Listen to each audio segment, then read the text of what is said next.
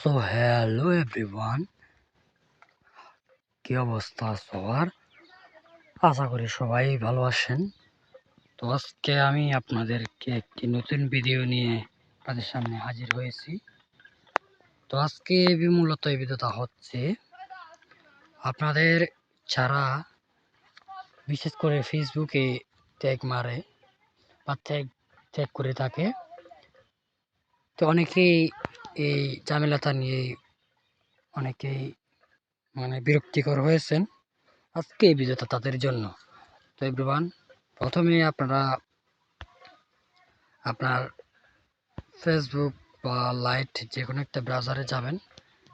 তো ব্রাউজারে যাওয়ার পরে এখানে এখানে ক্লিক করবেন। এখানে ক্লিক করার পরে একটু স্ক্রল করবেন। স্ক্রল করার পরে এখানে যে একটা অপশন আছে সেটিংস অ্যান্ড প্রাইভেসি, এখানে ক্লিক করবেন। এখানে ক্লিক করার পরে এখানে যে সেটিংস নামে একটা অপশন আছে, এখানে ক্লিক করবেন। এখানে ক্লিক করার পরে স্ক্রল করে যাবেন, স্ক্রল আস্তে করে যাবেন।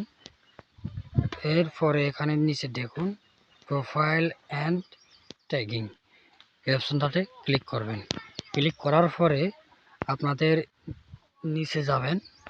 নিচে যাওয়ার পরে দুইটা অপশন, এই দুটা অপশন কিন্তু আপনাদের অফ থাকবে। তো এই দুটা অপশন আপনাদেরকে অন করতে হবে।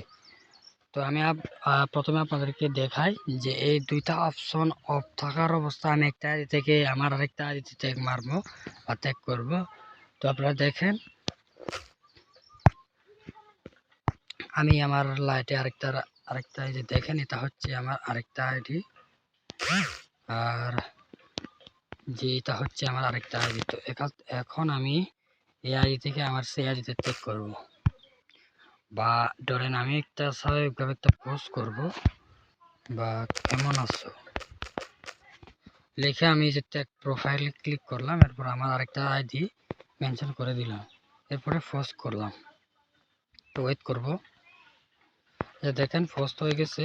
তো এরপর আমি আমার সেই ফেসবুক অ্যাকাউন্টে চলে যাব ডাইরেক্টলি। এই যে দেখেন সাথে সাথে আমার নোটিফিকেশন চলে আসছে।